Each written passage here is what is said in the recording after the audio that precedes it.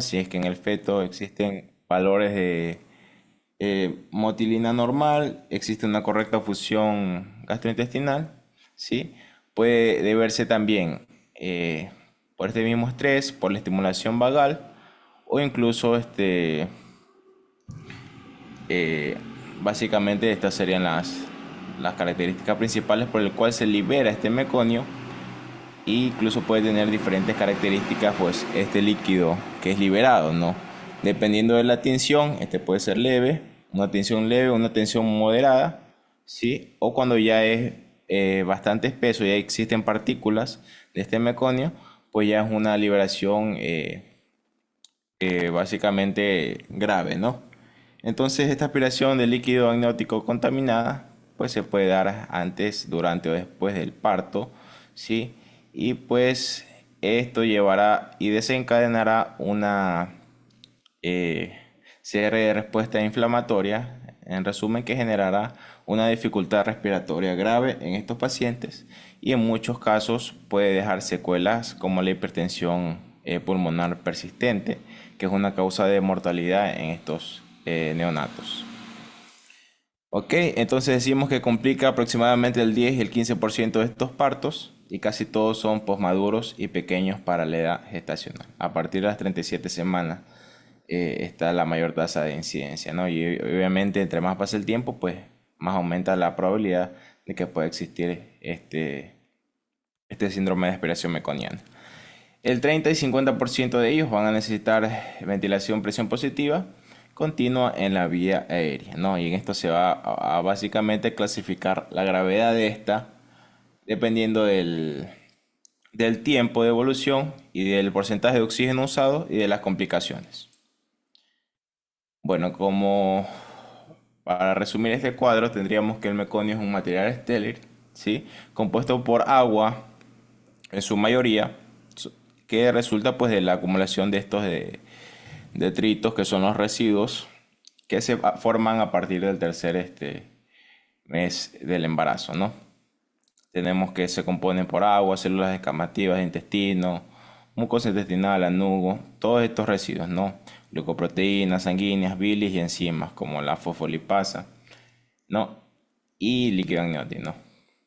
Entonces la gravedad de este síndrome de aspiración meconial, como dije, depende de las características y después de la evolución, ¿no? Como tal, leve es aquellos neonatos que precisan menos del 40% de oxígeno por menos de 48 horas. El moderado requiere más de 40% de oxígeno por más de 48 horas, pero que no existen todavía signos de fuga de aire, que ya más adelante explicaré la fisiopatología. Y los graves, pues ya tienen una secuela importante, ya tienen hipertensión pulmonar persistente y pues van a precisar esta ventilación asistida por más de 48 horas, ¿no? Para resumir la fisiopatología, como yo lo expliqué anteriormente, esta puede ser básicamente una eliminación fisiológica del meconio. En las primeras respiraciones va a existir esta aspiración del líquido teñido de meconio o por un propio deterioro fetal, perdón, mediado por la hipoxia, ¿no? Eh, Aquellos síndromes de aspiración de meconio grave, pues generalmente se asocian a infecciones, hipoxia o acidemia generalmente, ¿no? Esto va a conllevar un deterioro continuado. Hay un cambio en la remodelación de la vasculatura pulmonar, lo cual generará hipertensión pulmonar persistente, acidosis, hipoxemia, hipercapnia. En todas las características va a terminar en acidosis, hipoxemia e hipercapnia. Pero bueno, para explicarles la fisiopatología, cuando existe esta aspiración del meconio, no se genera una respuesta, ¿sí? Liberación de citocinas, mediadores proinflamatorios y una respuesta cardiovascular, ¿sí? Que va a hacer que pues, este líquido ingrese a las pequeñas vías aéreas, ¿sí? Y cause una neumonitis química, ¿sí? Esta neumonitis química va a generar un efecto asimismo de válvula y este efecto de válvula pues va a generar el consiguiente atrapamiento aéreo y esto puede generar a su vez pues una posible fuga de aire, ¿no? Ya, asimismo, este meconio inhibe la acción del surfactante, ¿sí? Porque se dice que este degrada estos fosfolípidos que están en el surfactante, lo cual, aparte de los daños alveolares que causa, también causa estenosis, estenosis arterial, ¿sí? Hay una hipertrofia arterial pulmonar, lo cual va a generar un cortocircuito, ¿sí? Pulmonar de derecha a izquierda. ¿Qué quiere decir esto? Que la sangre pasa del ventrículo derecho a izquierdo sin oxigenarse en el pulmón, ¿sí? Y esto agrava a su vez la hipoxia, ¿no? Y se genera esta hipertensión pulmonar persistente, ¿no? Y bueno, aquí tendríamos las características que nos relata este cuadro, pues la obstrucción de las vías respiratorias periféricas puede ser completa o parcial, y obviamente va a existir atelectasia y un desequilibrio de ventilación-perfusión, ¿no? Que todos nos van a llevar pues a la cirrosis, hipoxemia e hipercapnia. Ok, dentro de las secuelas tendremos que, obviamente estas secuelas aumentan el riesgo de mortalidad perinatal y neonatal. Hay problemas neurológicos adversos, todos estos secuelas de la hipoxia, ¿sí? Hemorragia intraventricular grave, leucomalacia periventricular, ¿sí? Y bueno, respecto a la prevención de este síndrome de aspiración meconial, tendremos que debemos prevenir la eliminación de este meconio intrauterino, generalmente analizando el contexto de la paciente, los factores de riesgo, enfermedades crónicas presentes y hábitos tóxicos generalmente. Esos son los principales, y ver si es que existe insuficiencia uteroplacentaria principalmente, que nos pueda llevar a hacer este síndrome. Entonces, principalmente eso, las comorbilidades, hábitos tóxicos y determinar lo que ya mencioné. Una técnica también puede ser la amniinfusión, que en este caso se usa para tratar de diluir este líquido amniótico. También hay estudios que revelan que este puede reducir estas desaceleraciones cardíacas en, en el feto, en el neonato, y también ayuda pues a aliviar esta compresión del cordón, ¿sí? Que recordemos aquí en el cuadro es una de las causas, ¿no? Y el momento y tipo de parto, pues básicamente está orientado a tratar de evitar la posmaduridad lo más que se pueda, ¿no?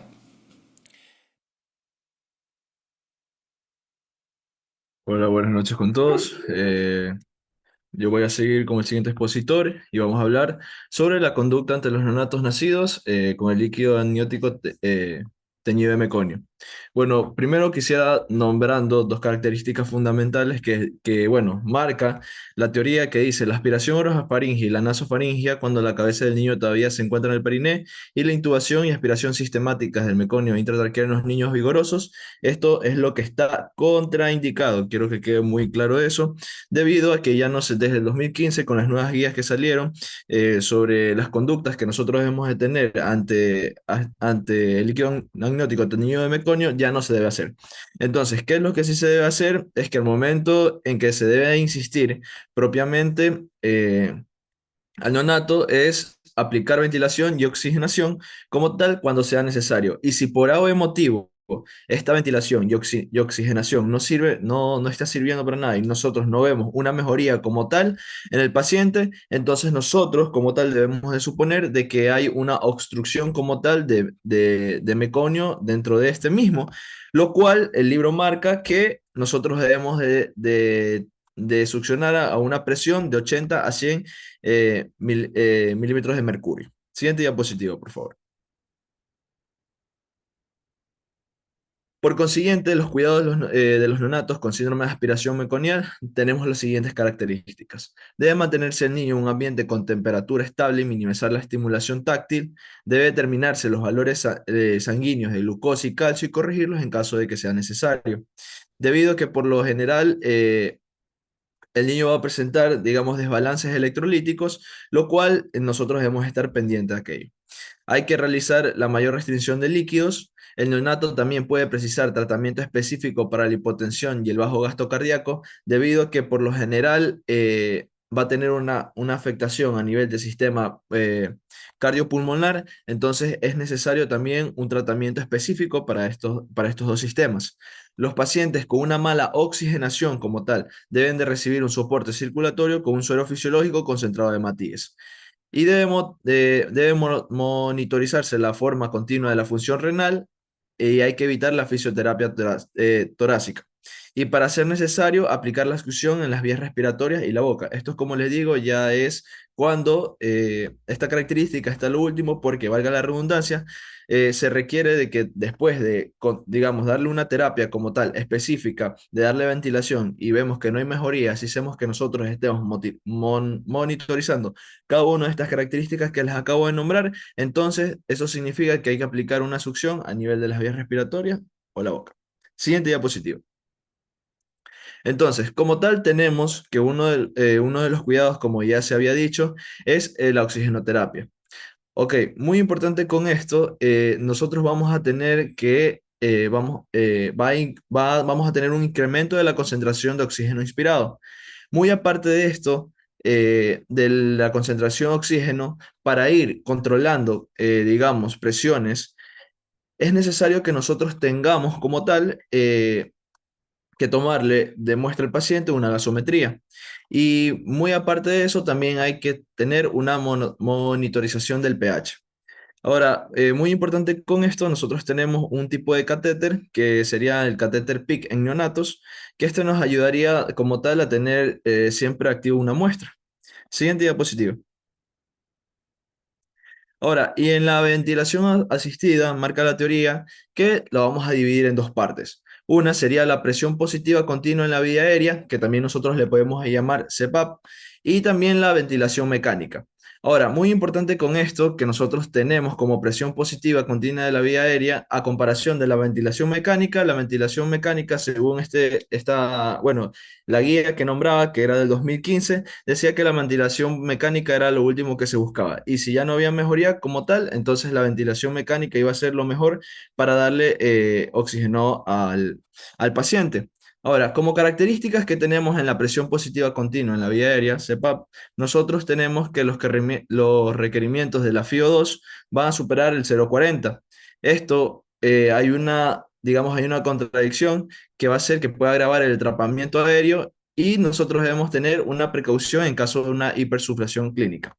Ya mismo nosotros, bueno, yo le voy a nombrar como tal ciertos tipos de complicaciones, ¿no?, que nosotros tenemos gracias a este atrapamiento aéreo, que ya en otras diapositivas más adelante les voy a marcar.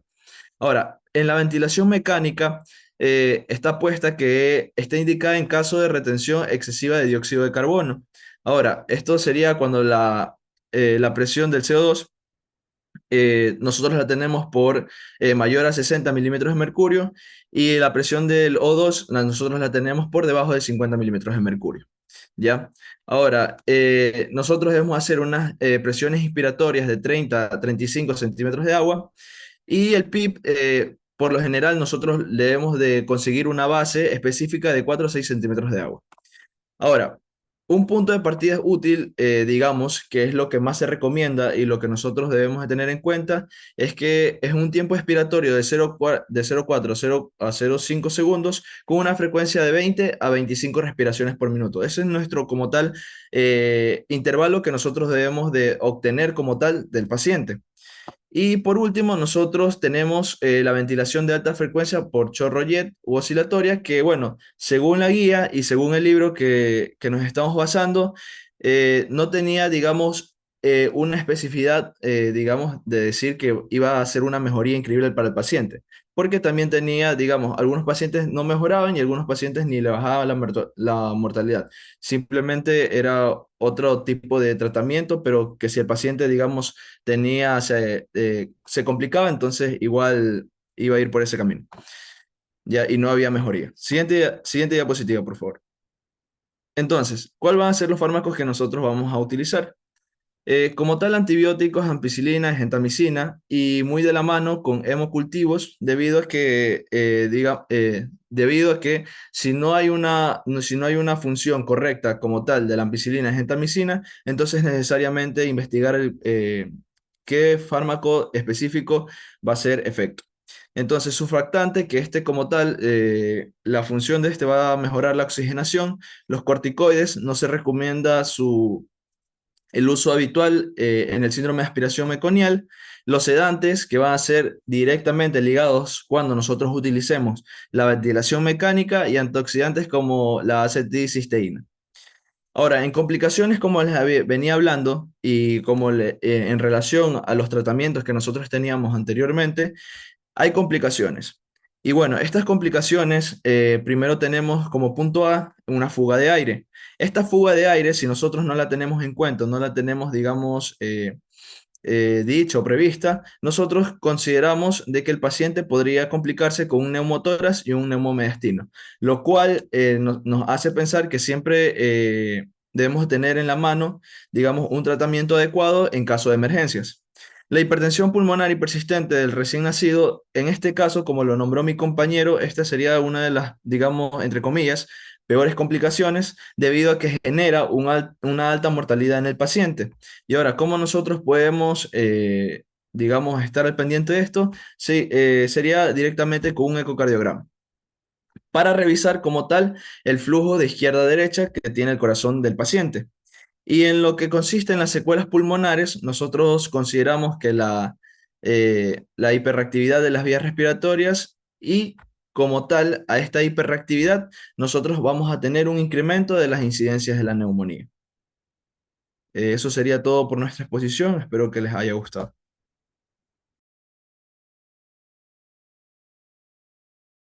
Ya, bueno, aspiración meconial es una patología bastante grave.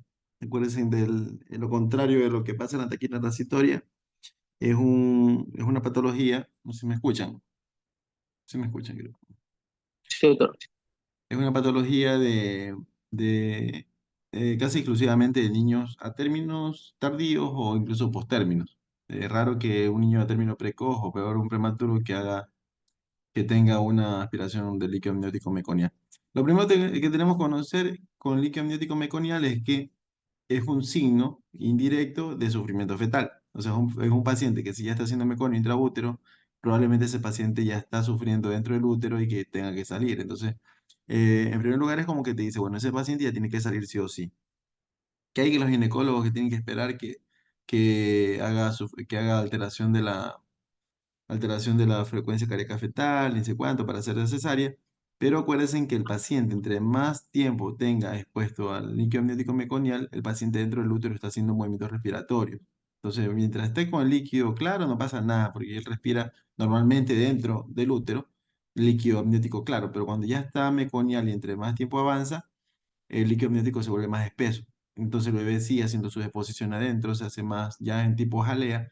Entonces ese es el líquido que da problemas, que va a hacer que se comprometa las vías aéreas inferiores. Entonces, entre más tiempo pase, obviamente más riesgo de que el paciente se complique. Entonces, una vez que nace el paciente, como lo dijo el compañero, anteriormente era algo casi que obligado que si nacía el bebé con líquido amniótico meconial, era que no teníamos que ni siquiera moverlo para tratar de intubar y aspirar el meconio, algo que ya está en desuso. De hecho, yo cuando recién me estaba formando,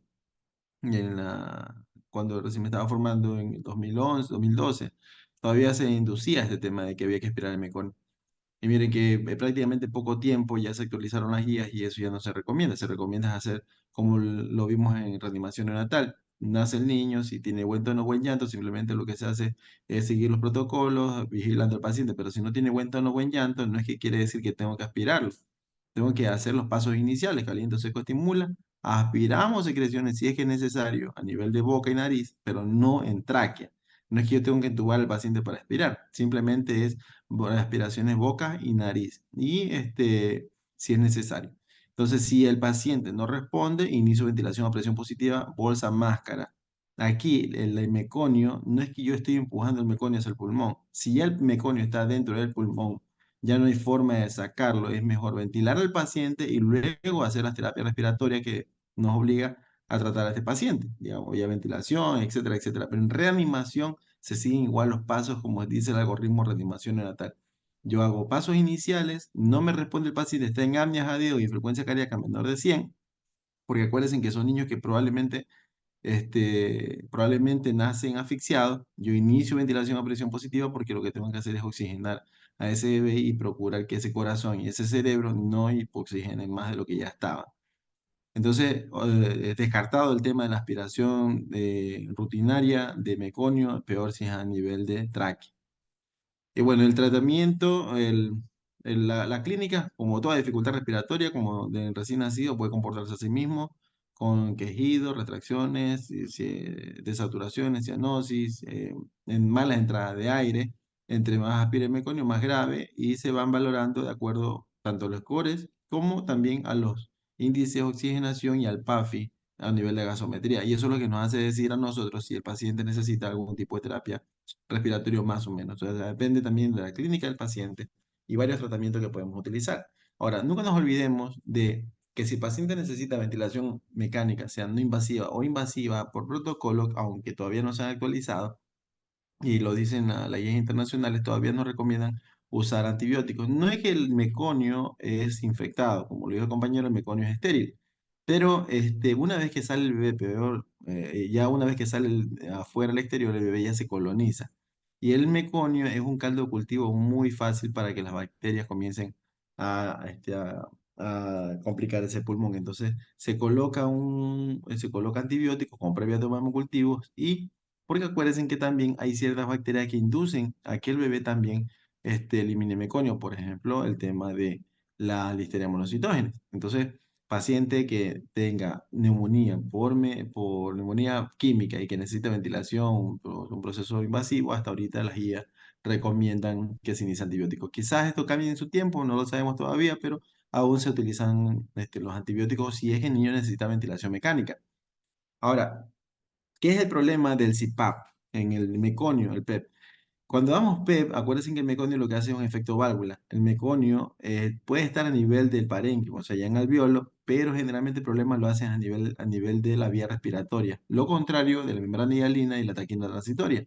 Aquí el problema está a nivel del bronquio, o sea, entre bronquios de mayores, medianos o los bronquiolos. Entonces el meconio entra y hace como que se tapona ese bronquio y al final de la luz, donde está el alveolo, donde está ese grupo alveolo, puede hacerse una especie como de enfisema. Entonces hace un efecto válvula. Entra aire, pero es difícil que salga. Y por eso es que hacen estos pacientes áreas de parches, como que están aireadas, otras que están atelectásicas, y justamente por este efecto válvula. ¿Cuál es el problema del CPAP? Que nosotros si le damos CPAP o PEP altos, lo que hacemos así mismo, metemos aire, pero no sale. Y entre más PEP más alto, podemos producir el comúnmente barotramo o volutramo de motora, facilito que se produzca por el tema de justamente este efecto válvula. Por eso no se debe manejar PEP muy altos. Cuando hacemos, si el niño requiere ventilación mecánica invasiva, los parámetros ventilatorios, al contrario de de la membrana hialina y la taquina transitoria, como nosotros tenemos que vencer la resistencia a la vía aérea, que está taponada por meconio, lo que tenemos que utilizar son presiones, el tiempo inspiratorio un poquito más largo. O sea, digamos, estamos en cero, una frecuencia respiratoria de 60, como fisiológico para hacer una relación IE, o sea, eh, inspiración-expiración, se hace con un tiempo inspiratorio más o menos 0,30, 0,32. Pero en meconio podemos llegar hasta 0,40, o sea, tratar de mantener un poquito más largo el tiempo inspiratorio para tratar de vencer esa resistencia a la vía aérea y con PEP no muy altos para darle chance a que el aire salga, o sea, el aire que metemos que salga de esa luz al final de ese bronquio. Y la oxigenación, pues bueno, va dependiendo de la PAFI, de la índice de oxigenación, vamos utilizando los FiO2, tratamos de no hiperoxigenar tampoco al paciente. El surfactante es valedero justamente por el tema que se comentó, que es la inactivación del surfactante por parte del meconio. Sí podemos utilizar surfactante, siempre con una radiografía previa que evidencie que haya signos radiográficos que nos sospechen de consumo de surfactante. Sí podemos utilizarlo, está indicado, pero no más allá de una o máximo dos dosis. Entonces, acuérdense que son niños grandes, generalmente son niños a términos, postérminos, que son de buen peso, y te llevan tranquilamente dos, tres ampollas en cada dosis. Entonces, eh, también el riesgo de sangrado por surfactante también está. Y bueno, hay terapias respiratorias, tenemos la ventilación mecánica, modos convencionales, tenemos cuando ya necesitamos ventilar al paciente, si lo vemos muy mal y que no se va a ventilar y que quizás las gasometrías están muy acidóticas, con sedos muy altos, sí se recomienda sedar al bebé. Se lo seda, inclusive hay que manejar también a la par, también hipertensión pulmonar, que en este caso sería secundaria a la aspiración de meconio. Se puede utilizar fármacos para tratar esa hipertensión pulmonar, pero generalmente más es por la sedación y evitar el dolor.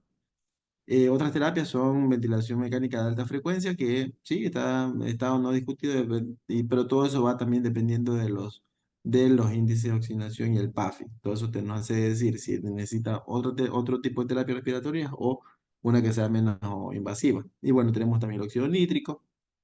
Y por último, la membrana extracorpórea, cuando son pacientes que están con hipertensión pulmonar muy severa, que complique y que probablemente te puedan causar la muerte del niño. ¿Qué más? ¿Dudas con este tema? ¿Está claro? Es un tema muy bueno, es un tema que deben de conocerlo. Otra cosa que le iba a decir, no todo paciente, acuérdense, paciente si nace estable, nace con buen tono, buen llanto, a pesar de que esté lleno de meconio, ese paciente no quiere decir que tengo que ingresarlo. No quiere decir que tengo que iniciar antibiótico. Ese paciente lo mantengo en alojamiento conjunto, lo dejo en apego precoz, mando alojamiento conjunto, pero yo le coloco ahí no alta precoz porque ese paciente hay que vigilarlo. Quizás no hace dificultad respiratoria al inicio, quizás no hace después, entonces ahí sí, obligado a ese paciente ingreso con antibióticos porque probablemente si tenga una neumonía asociada a la aspiración, quizás no aspiró tanto, pero ya quizás también tenía un tema de infección. Entonces siempre estos niños se observan entre 48 y 72 horas en el mejor de los casos o se le indica signo de alarma a la madre. ¿Qué más, chicos? Si estamos claros con eso, tenemos preguntas, dudas.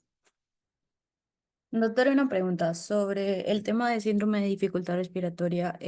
Los valores que marcábamos de PIB eran altos, ¿no? Entre 5 y 8. Y el resto de parámetros, ¿podría repetirlos, por favor? Ya, en la taquina transitoria generalmente nosotros tratamos de utilizar parámetros ventilatorios que sean acorde a la fisiología del niño. Si sabemos que la frecuencia respiratoria está entre 40 y 60 respiraciones fisiológicas por minuto, debemos mantenernos en ese rango de frecuencia respiratoria. Ahora, es otra cosa si el paciente está con acidosis respiratoria. Ahí sí podemos ofertarle frecuencia respiratoria un poco más alta, pero el tiempo inspiratorio tiene que ser corto. Acuérdense que la fisiopatología de la taquimia, en este caso pulmón húmedo o la membrana hialina, no es a nivel de la vía respiratoria, es abajo en el parénquima o en el alveolo. Entonces no hay resistencia a nivel de vía respiratoria. No tenemos que vencer ninguna resistencia, simplemente con tiempos respiratorios cortos podemos ofertarle con un PEP. Por ejemplo, si membrana hialina, le puedo ofertar con un PEP un poco más alto, que es el PIP, que uno le dicen entre 5 hasta 8 el PEP. La presión inspiratoria tranquilamente se podría manejar entre 14 y 15 centímetros de agua, pero se puede modificar de acuerdo a la gasometría. Si tenemos un paciente con gasometría con acidosis respiratoria, yo tengo que aumentar un poquito más la presión inspiratoria para hacer un volumen de recambio, que es el volumen tidal, que es la diferencia entre el PEP, el PEP y la presión inspiratoria. Ese espacio que hay entre el PEP y la presión inspiratoria es lo que me hace el recambio. Entonces, eso entre más alto lo tengo, o sea, entre más tengo más alta es la diferencia entre el PEP y la PIP, es el volumen de recambio y por ende me barre más CO2. Y la FIO2 va en función de la saturación del niño y juntamente con su gasometría. Entonces se puede manejar, uno puede comenzar, generalmente a mí me gusta empezar con FIO2 muy bajas, entre 25, 30% y depende si el niño mantiene entre 90 y 95%, yo mantengo esa misma FIO2. No quiere decir que el niño entre mejor esté, es porque lo tengo más oxigenado, o sea, todo con 99, 100%, ¿no? Ese paciente hay que acordarnos que también tenemos que cuidar el tema de la intoxicación por radicales libres de oxígeno. Y en cambio, meconio es lo contrario. Meconio, el PEP no tiene que ser tan alto, el tiempo inspiratorio tiene que ser un poco más prolongado, el inspiratorio para tratar de vencer esa vía respiratoria que están tapadas, colapsadas por meconio. ¿Sí? Entonces, estamos claros, quizás con la pregunta si te sacamos la duda, Laura. Sí, doctor, gracias. Ok. ¿Otra pregunta? ¿Estamos claros? ¿Podemos hacer un aporte en base a estos temas? Creo que sí.